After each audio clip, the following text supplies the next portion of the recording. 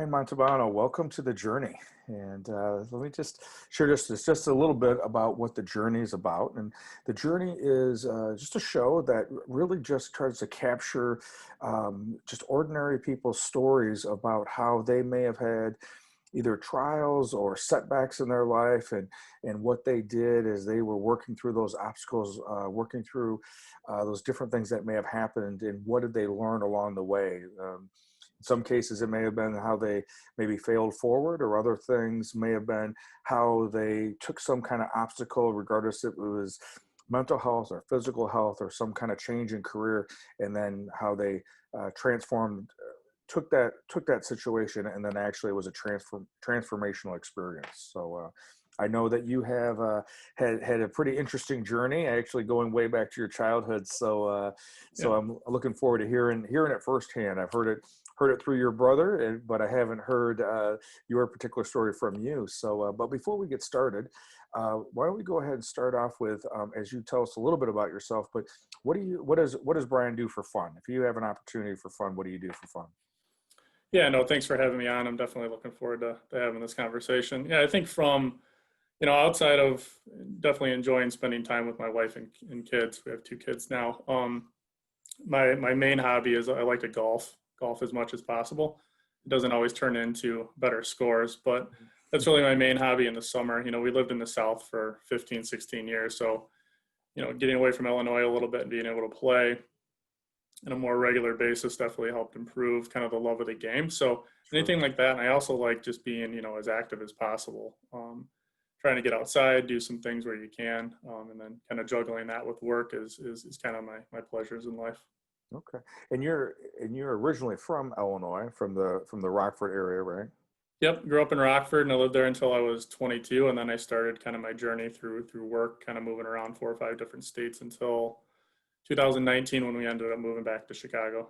Oh, okay. So that's yeah, a little bit coming up on maybe 2 years, but really Yep. like a year and a half or so that you've been back up into this area, getting ready for another seasonal change as it's happening. Yeah, we Huh? moved in like a week before like the polar vortex, so I'd kind of forgot what the cold was like, and then I got acquainted to it very quickly. That second week we were up here in Illinois with the negative 50-degree weather. So Yeah, that, well, in this case, instead of a baptism by fire, it was a yeah, baptism by by freezing.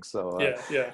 So now you guys grew up and actually graduated from Harlem, right? Yep, graduated from Harlem. I was a class in 1999. Okay. And then were you involved with what kind of extra things do you do just besides, obviously the school stuff, but any extracurricular activities at all? Yeah, I volunteered with Make-A-Wish a lot, and I continue to volunteer with them now. I was fairly active with the American Heart Association in the local chapter there in Rockford. And then, I didn't play sports in high school, but I did play sports, kind of baseball and basketball up until I was like 15 outside of the school, Okay. just in some stuff that they offered around the city. So pretty active in stuff like that. And that's kind of like the main things that I consumed most of my time from an outside of school activity. Gotcha. Okay. And I know as you kind of had as you had shared some stories. So Tony had shared some stories. Maybe Tony, your brother, that early on in your life you had already had a series of some setbacks. And maybe why don't you kind of maybe just jump into that? And I know that plays a part in to Make a Wish and being involved with the Heart Association. So kind of once you kind of just jump in and tell us a little bit about um, how that came about. And I know you were young when that first emerged. Yeah, sure thing. So, yeah, when I was 9 years old, I developed, at the time we didn't know what it was, but I wasn't feeling well, and I ended up developing cardiomyopathy, which is an enlargement of the heart muscle. Developed that around June of 1990. Remember I was playing baseball,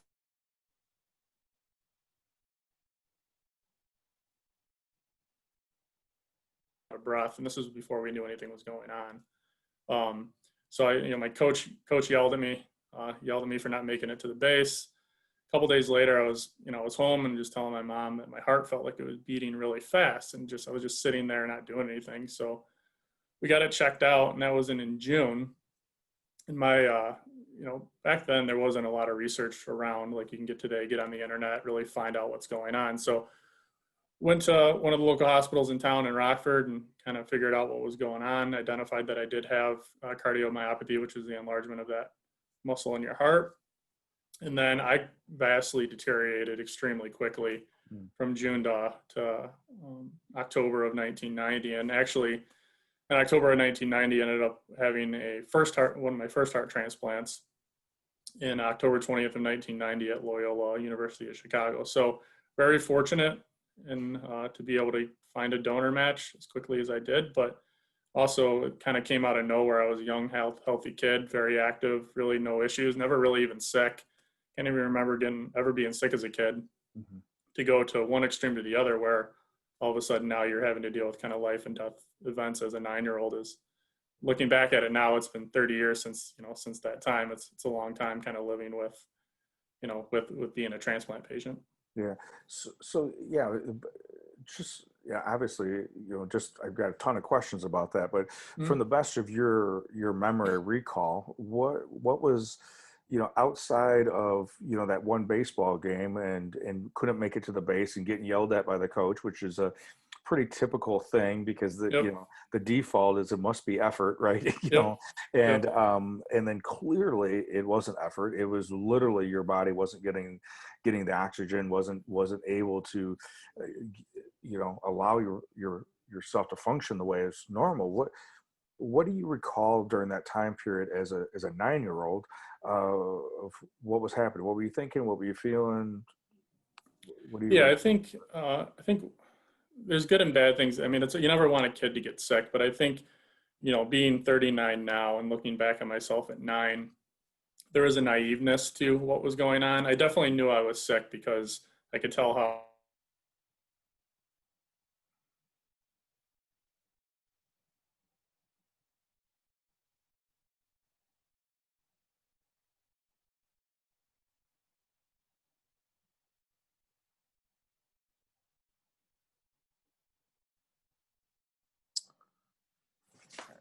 transplant that there were some struggles there for me. So being fortunate to get that was really what was on my mind. I never had any doubts that I would be able to actually get the heart, and I was just very fortunate that I was able to, because I think that was probably a little naive of me at 9, thinking that it would just happen, because that's definitely not how it works. And even though in some ways, and I think we cut out just a little bit there, but Okay. but in some way it did happen, quicker than it happens in most cases, right? So that was just the circumstance at the time. I got really sick. I almost couldn't get on the transplant list, and they do a thing they call work you up. So the day before my transplant, I finally made past all the tests that kind of gave me medical clearance to get on the list. And if I wouldn't have had my transplant that next day, the doctors had told my parents I wouldn't have made it. And then once I was on the list, I was on the transplant list for 9 hours, and they ended up finding a match. And that's an extremely short amount of time, because normally you're waiting months to years. And I Right. was fortunate enough that uh, when I got listed, a heart became available. I ended up being a good match, and that heart lasted me for 20 amazing years, and was one of the best things that's ever happened to me in my life. I wouldn't be sitting here right now talking to you if it wasn't for that first person that donated that organ to me and allowed me to live with it for as long as I was able to. So so yeah, tell us a little bit about that from an aspect of so for what was it like for the next 20 years, and then obviously there's going to be a story there that Mm-hmm. you had Yep. to go through that, but you know so now you're recovering from that first transplant, and and obviously there's an element of you're 9 years old, never been sick, now all of a sudden this huge thing happens, Yep. and pretty close to a near death experience, right? What was life like that during those late grade school years, middle school, high school years? What was that like? Was it just a blip in the screen, or what kind of impact did it have on you? Yeah, my parents did a really good job of making things as normal as possible for me. And then since I really didn't have any issues with that first heart for a hand, and even I had a few setbacks which we can get into with that first heart. But one of the things that always worked for me was the ability to kind of just act like a normal kid or adult at the time. So I never really treated myself as differently other than the medication that I have to take to, ensure that I stay alive. But I approach life that I'm just like another person, another guy, another kid. Um, and I talked about it through Make a Wish. So Yeah. it's a good thing to notice that people can live normal lives, but they still have underlying conditions that might be affecting them day to day. Right. So I think we've cut out a couple times, Oh, okay. right? Just, I don't know if I may have to have you repeat a couple things, Okay, that's fine. yeah. So, so you were just talking about there was some complications that happened, and your take on it was, I'll take my medications and I'm supposed to, but I'm going to try to do life as much as I can, ordinary, be an ordinary kid as much as possible. And you said your parents really, try to foster that. They didn't try to, you know, kid glove you or anything like that. Correct. Yep. Yeah. I like I said, came home that winter.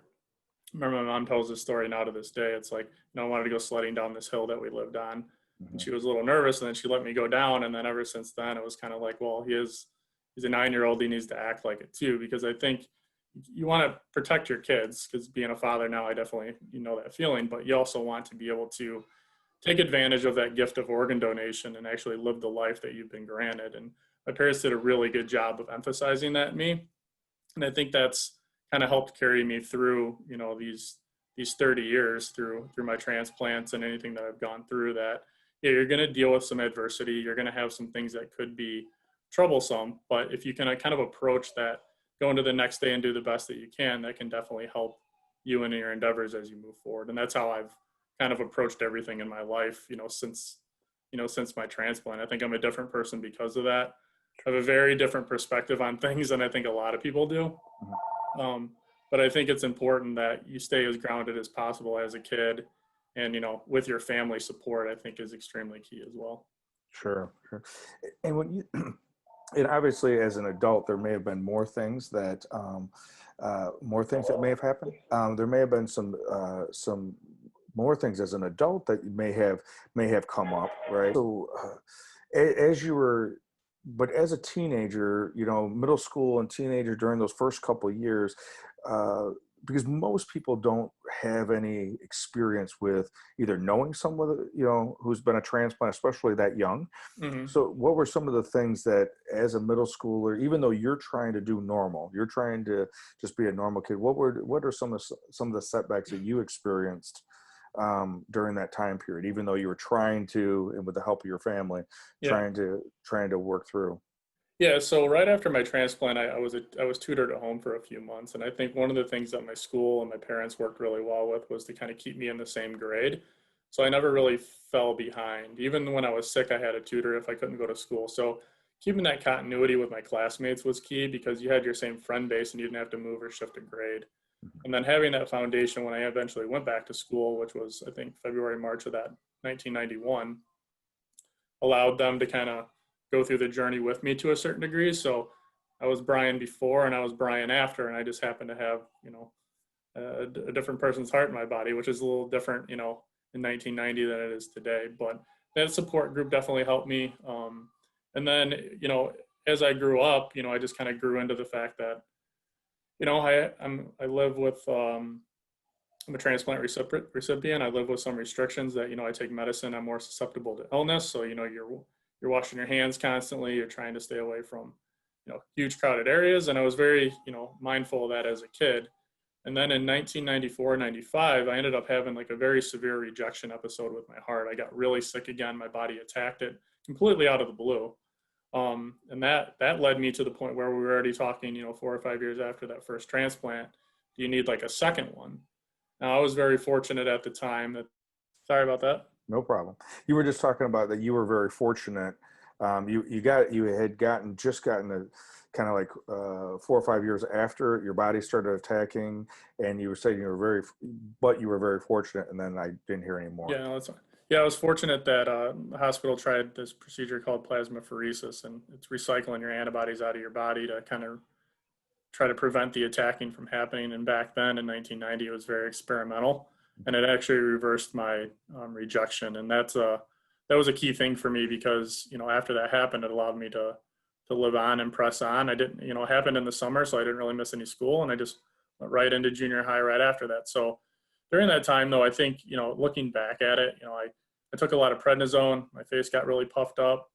I gained a decent amount of weight, and at 13, 14 years old, that's a little hard to deal with. It's hard to deal with at any point. So going back into a new school, because I went from a private school to a public school during that transition, and building new friends and meeting new people, that was definitely a little bit of a struggle, but I adapted quickly, and I still have friends today, from high school that I talk to on a frequent basis. So, and a lot of people at school wouldn't know that I had a transplant unless I talked about it, but I did try to talk about it as much as possible because organ donation is extremely important to me, and getting that out and getting that message out is Right. extremely important as well.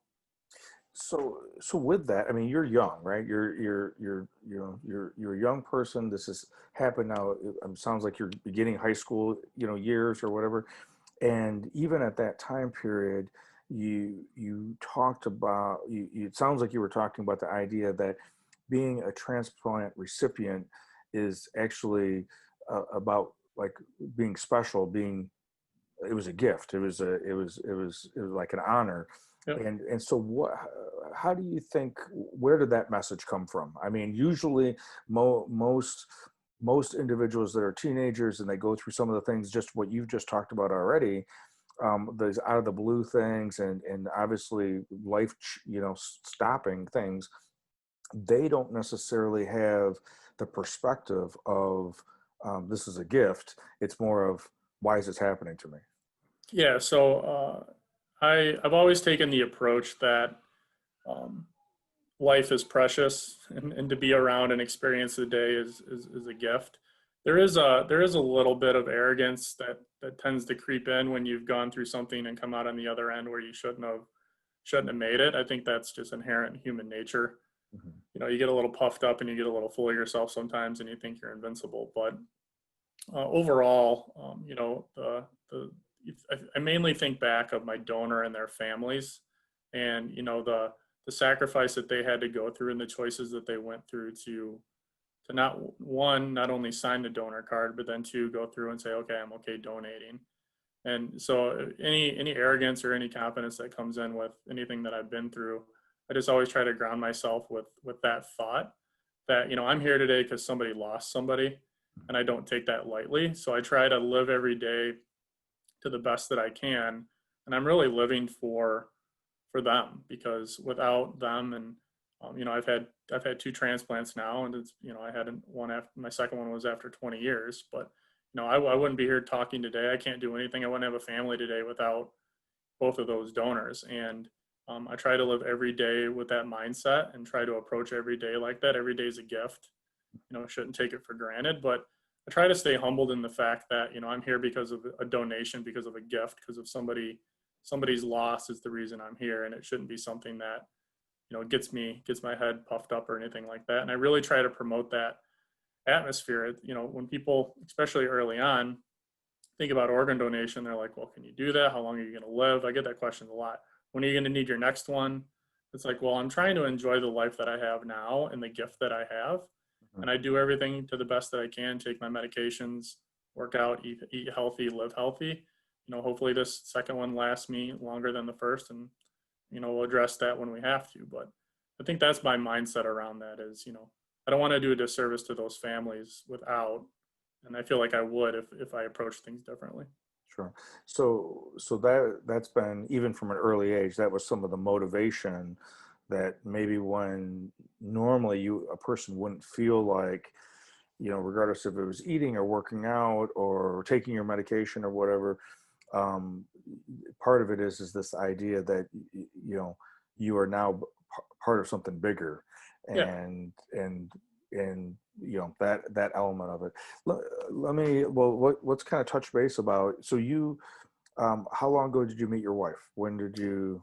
We met, so I had my second transplant in 2011 in Okay. January, and then I met her in August. So I met her eight months after that second transplant. And when I met her, she didn't even really know I had one or two transplants. So that's how, Okay. just it shows the normalcy of transplant life when you really boil it down. So Sure, sure. So she hasn't gone through an experience with you regarding the transplant piece of it. And correct. okay. Let's not jump too far ahead, then I'll back up. Yep. And again, I apologize for not knowing, but you alluded to that people ask the question about how long does, if you get an organ transplant, there's a Hmm. certain type of shelf life. Is, Hmm. is that a normal, that there's a certain amount of years that you would get on by getting a heart so early on at 9 years old? Was there an expectation that it was only going to possibly last so long? Yeah, when after my first transplant, they really talked about the 5 year mark, really trying to get past that 5 years, and then you're quote unquote more stable. But back then, and even more so now, younger people are getting kind of that the donation gift and getting a chance to kind of experience that. But when I was originally transplanted, a lot of the transplants were people that were older in age. They didn't really have a good baseline of how, like, what the real longevity can be, and each organ's going to differ. Hmm. Hearts are going to differ from lungs, from kidneys, from livers, etc. So there's I think there's statistics out there for every different organ. I know with my first one lasting 20 years, I consider that a blessing. I'm almost 10 years in with this second one, haven't had a single issue with it. And I consider that a blessing as well. Yeah, I think there's, anytime there's something different or new or people don't understand, they're going to ask questions. Do you, and that's completely fine. I'd rather them see me and see normalcy to understand that, if they're ever in a position where they need a transplant or know somebody about that, they can look back at their experience with me and say, okay, well, that gentleman has been able to live a life to his fullest, done everything that he's wanted to, married, has kids, has a career, traveled, no limitations. So organ donation is a positive thing, and that's really what I try to promote, like day in and day out, because it's really important to me that people aren't afraid of it, and that people are aware of that. Yeah, it's fortunate that somebody passes, but if there's a benefit on the other side to somebody else, if they're willing to sign up, that's something that I actively try to promote. Right. Okay. And so with so you get the second heart transplant. 8 months later, you meet your wife, Mm. and so tell us a little bit about that part of your journey, that aspect. So that would have made you would have been, you're 31 years old or so, right? Yeah, it was right around 30 when I met her. So Okay. yeah, it was good. So when I was in my late 20s, I didn't really date a lot because I knew eventually I was going to need a second transplant. It's I understand being chronic. I'll call myself chronically ill because I do have some illness that comes with my transplant, but it's definitely a different lifestyle to live through. There's hospital stays, there's blood work, there's biopsies, there's a yearly checkup. There's anything that could go wrong at any time.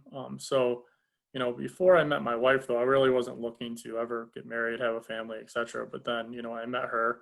It just kind of happened how I kind of envisioned it's supposed to happen. You just meet and then and that's how it really worked for us. And she's been extremely supportive, and there's been some scary times with things that have gone on, but just adapting to the fact that your husband has to take medicine twice a day to keep himself alive, and is more susceptible to disease or anything like that is a scary premonition. But so once a year I have to go in for an annual checkup, and they make sure I don't have any blockages. They make sure the heart's fine. I mean, that ideally those are all going to go fine, but they could go poorly. So it's like you're living your life kind of on a calendar year checkup type deal. So Sure. you do everything you can. You take your medication, and you eat healthy, and you exercise. And especially with hearts, you can develop coronary artery disease relatively easily with the medications you're on, and different things like that. And that's what happened with my first heart and led to my second. I developed, after that rejection episode, I developed some coronary artery disease, and I got blockages and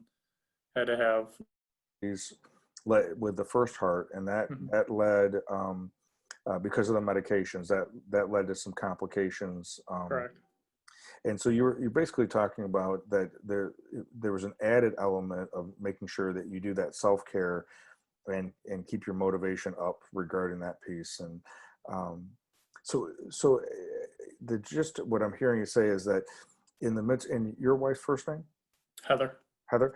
And so when you and Heather came together, maybe this is the piece that maybe all of us can learn from, right? Is that Mm, because of recognizing there is for all of us a fragility to life, mm-hmm. and so it's really about how to do self-care to not take life for granted, right? Yep. Because you guys were young when you got together. Mm-hmm. And so it's easy to say, oh yeah, we got guaranteed the next 60 years ahead of ourselves. So I can be upset if you put the toilet paper on the wrong way. Yep. You know, so, Yep. so tell us a little bit about how have you and Heather been able to kind of stay grounded with the importance of being in the present and appreciating everything that you guys have right now. For you and Heather, what are some things that you guys have been able to do to kind of, that appreciation of being able to not let the normal little things, distract you off the appreciation of growing together, but also still have that normalcy, the little things like, hey, Brian, you put the toilet paper on the wrong way, and Yep. that end up being, like, we'll go off and pout in our corner because Yeah. my feelings were hurt. Yeah. Yeah, she does a good job of keeping me pretty grounded, and we still have those nuances of a married couple where those little things that I think we annoy each other at on a daily basis. But I think we're very fortunate that we've built a foundation of good communication and trust, Mhm. and that's really the foundation of our relationship. We communicate about it as much as we can, as often as we can, Mhm. and getting that stuff out in the open and being transparent with one another is extremely important to me and extremely important to her because, like I said, anything could happen at any day, and we really don't want to go past a day without being honest and upfront with one another. And I think that's for the health of our marriage. It doesn't mean that there's not struggles. There's daily stresses that come in, and doesn't mean that everything goes perfect all the time. But it definitely helps us kind of keep grounded in the fact that we're two young adults with two kids and two dogs, and we live in the suburbs, and we're trying to grow our family and enjoy our life, and that's really a foundation of everything. And the transplant stuff is important. It's definitely a part of my life, but we try to live life as normal as we can. We definitely want it for our kids too. So they're going to know about the health stuff. They're going to understand that. But I don't want my kids to grow up and always think, well, my dad was limited, or he could be limited. I want them to experience life to the fullest. And then, if something happens in my health down the road, we'll address that just like I have in other things past. Her and I try to address every day is, we're going to take,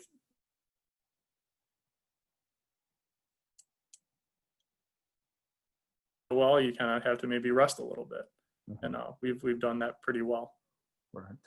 Well, I know this year in itself has been a big year. I mean, on multiple fronts, right? And so, Yep. you know, you just had a baby Mm-hmm. not too long ago. So this Yep. was baby number two. Correct. Your oldest son, his name is, His name is Leo, and he'll be 3 in December. okay. So Leo's almost three, and then you just had a baby boy, right?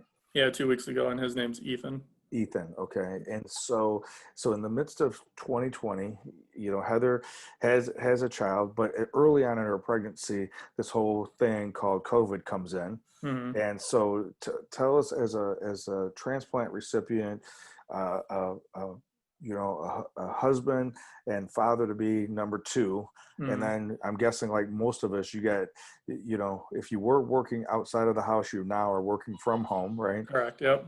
So how did you navigate through all the fear back in, February, March, and April, Mm-hmm. not knowing anything about Corona? Now we're in, almost November.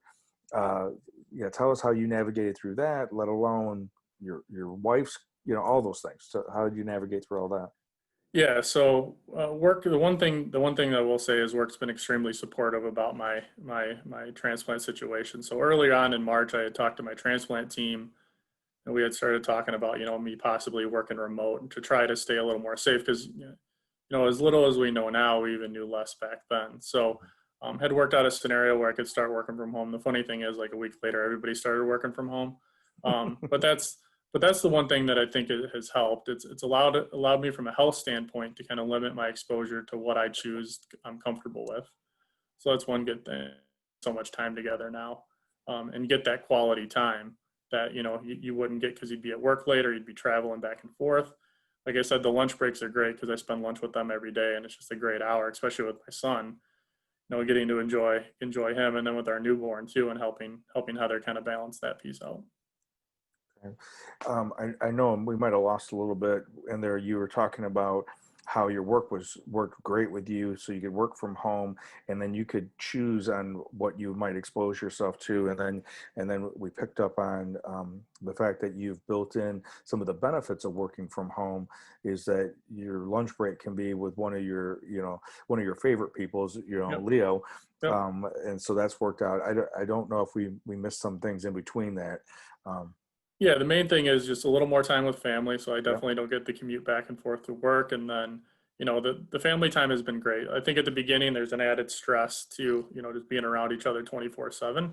But I think we navigated that really quickly those first couple of weeks. And, I need to take breaks at times. She needs to take breaks at times. And how do we kind of split up our days? But the benefit that came out of COVID was kind of us always being around each other as a family, and that has been a blessing to me because I do work a lot, but it's also good now that I get a lot of more quality time with my wife and both my sons. So there's added benefit to the stresses that come with the world and the conditions that we live in today. Sure, sure.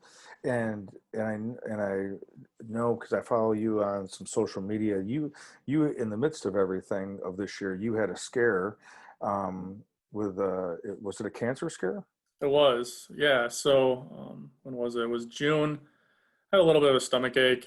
Just thought it was the middle of the day. I thought I ate something wrong. So I laid down on my lunch break at work, from work. So I laid down and I took a deep breath in and I felt a wheeze in the back lower part of my lung. And I was like, well, that seems weird. I don't think I've ever wheezed in my life. So I took a hot shower to see if I was like congested or anything, in the midst of COVID. So I didn't know if I had caught anything randomly being out. And one thing that I will say, I'm very in tune with my body, and it was different. And even though it was a little wheeze, I like immediately got it checked out. So went to the ER, had an X-ray. They found a mass on my lung, lower right lung, and then they ended up doing a CAT scan.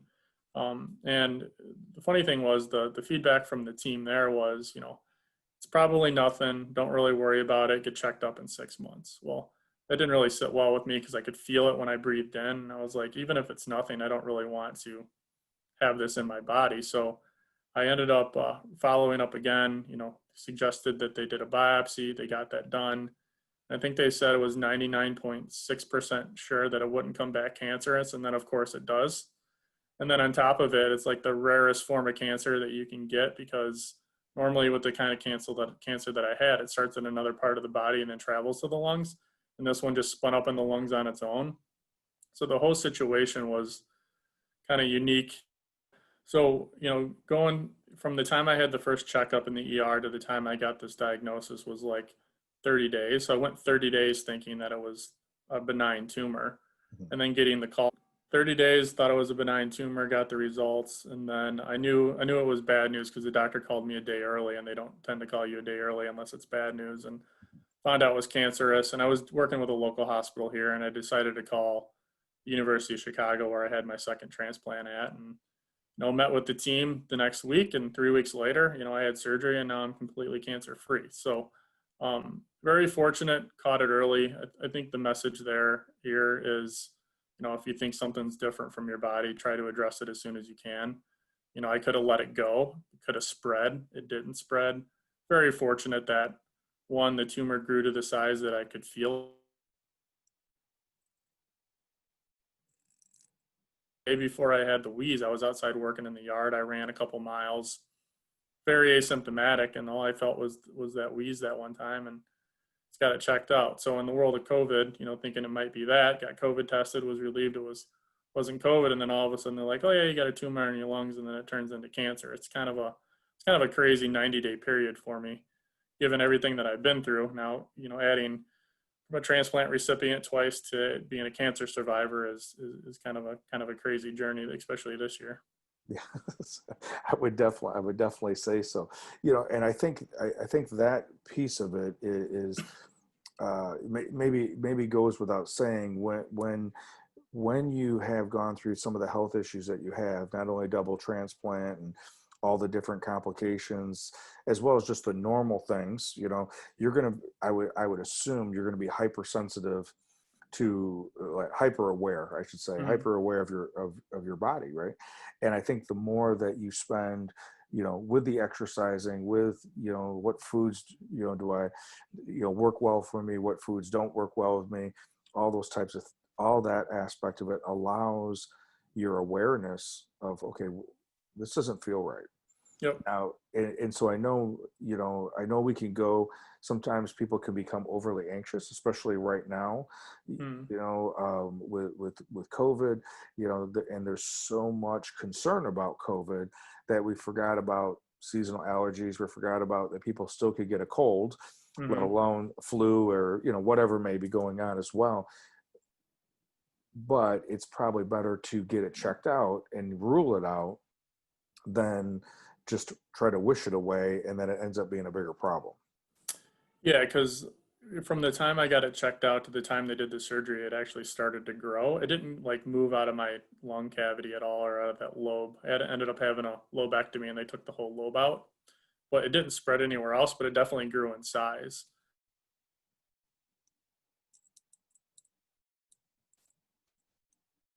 It didn't show the tumor, and then when I went in June when I had the wheeze, it was there.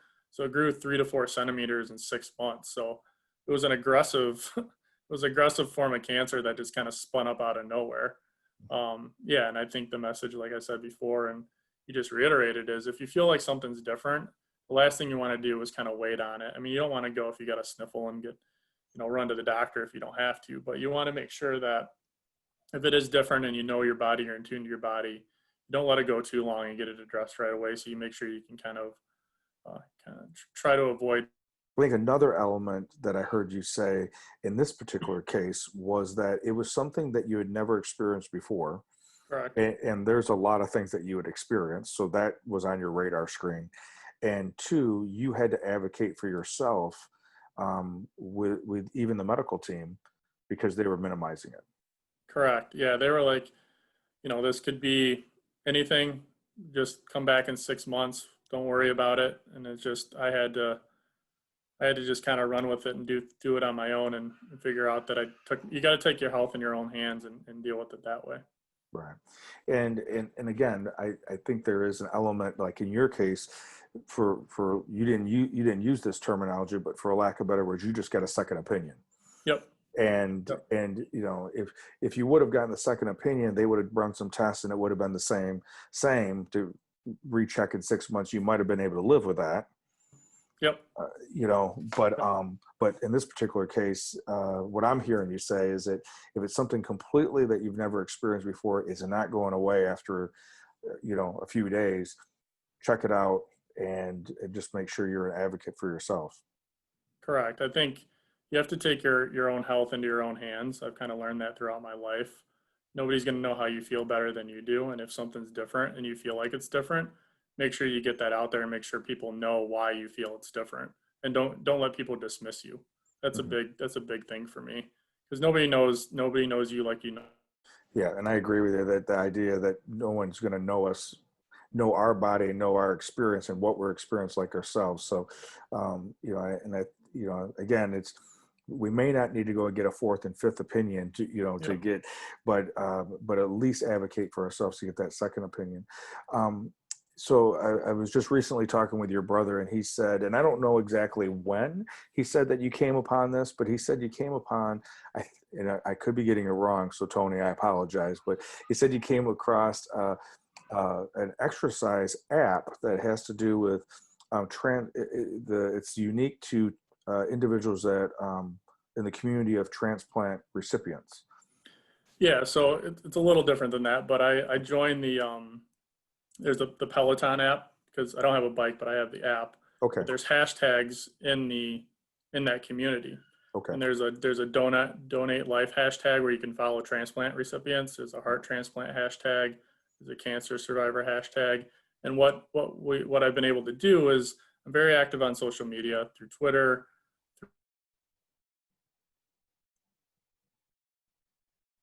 a handful of people that have the Peloton or have the app, and we've done workouts together now and send motivational messages to each other that, hey, I ran in the morning. Are you going to run in the afternoon? And we've been able to build kind of a community practice there. And then we share, how we're doing on a daily basis. And it's good motivation, I think, for us and then for everybody else to see us active, working together as a larger transplant group. Well, I think right now, especially, where people are for good reason, limited and as far as going to a normal gym or the normal routine of working out, and we got this heaviness that's happening overall because of all the things going on economically, the different aspects of COVID and how that's restricting things. So I think that is a great tool in which we can stay connected with people, but then also in that connection, use it for motivation, use it for accountability, maybe some inspiration and ideas about changing things up for doing home workouts. Yeah, because there's been times I haven't wanted to run at night or in the morning, and then my buddy will tweet me that he got his run in, and it'll motivate me to get out there and do it. So I think everybody can use that, especially now since a lot of people are home. Getting out and being active is important. So any type of motivation you can find, I think you should hone in on. And what I found out with the broader transplant community is, we try to really work together. There's a lot of people active on social media, especially Twitter, trying to tie people together and train people have the right information, especially during COVID. But we also share the good stuff, like how families are doing, how you can live, normal lives. We share some of the medicine stories and stuff we have to go through as well. The one of the last questions I want to throw out to you, just because I was curious, and this is probably more of probably maybe that social emotional, that spiritual component aspect of it. I've seen and heard different stories regarding like different connections, like a from an aspect of as a heart plant or a transplant recipient, sensing that a connection not only to the family that Mhm. allowed this to have, but then sometimes even to the person in that story. Um, any of your any experiences that you had regarding that aspect of it, or even the connection, maybe even with the transplant, the family from the transplant family?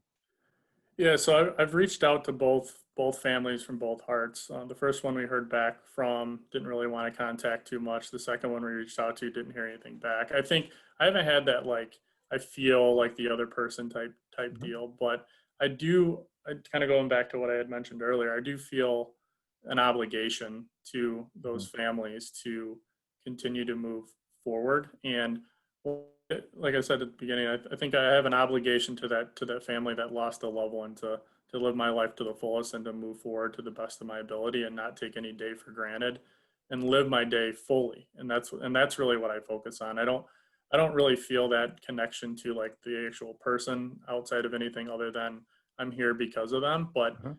I do try to live a life that I want to make them proud that their family member is kind of living on through me now, and that I don't want to do anything that would kind of disappoint them. So that's ingrained in me, and that's something that I've lived with for the last 30 years, and I try to strive to be a better person every day because of it. Absolutely. So Brian, I think this particular, just the difficulties that we've had in taping this tonight Mm.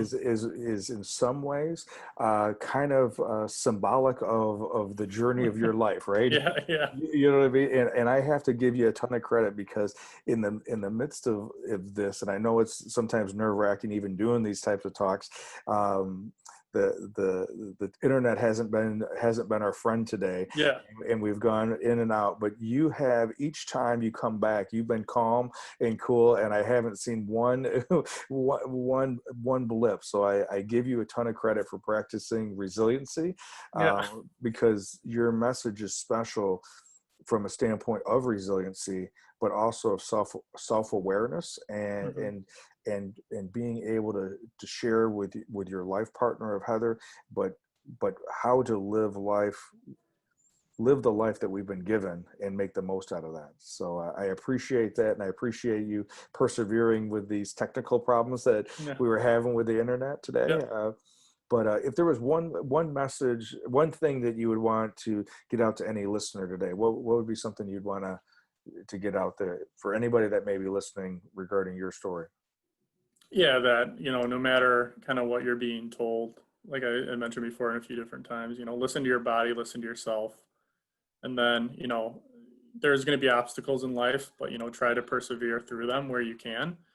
And just because you face an obstacle doesn't mean you can't overcome it. So I think my message and what I try to live my day like as that example is that, I've had a lot of hurdles, but I've cleared them so far. And my goal is continue to try to do that as long as I can. And that's the biggest thing. And then enjoy the life that you have, because you only have one of them. So try to enjoy it to your fullest. Well, Brian, I definitely appreciate you coming on the show. I was talking to, one of my colleagues today, and we were talking about reflecting back on, 7 months ago when all the unknowns were going on with COVID and not knowing what to do. And I remember saying to myself, I can't do being afraid anymore. I can't constantly be waiting for the next shoe to drop or whatever. I knew I had to take precautions. I knew I had to set up systems to be cautious for my staff and my clients, as well as myself and family. But I couldn't do it with the sense of fear all the time. And and it's interesting because that's exactly what I'm hearing you say, is that even though some unexpected things have occurred in your life, that you haven't done it constantly afraid and constantly letting that fear control doing life. And I'm grateful for you that the you've had the transplant recipient, the transplants, as well as being able to meet your life partner and have two beautiful boys. And I'm grateful to hear your story. Glad you were able to share it. Yeah. Thanks for having me. I'm glad we had a chance to talk. All right, perfect. Brian, be safe, and continue hugging those two and having lunch for those two, as well as Heather. So, Yeah, uh, we'll do. all right, I'll talk to you soon. Thank you. Yeah. Bye.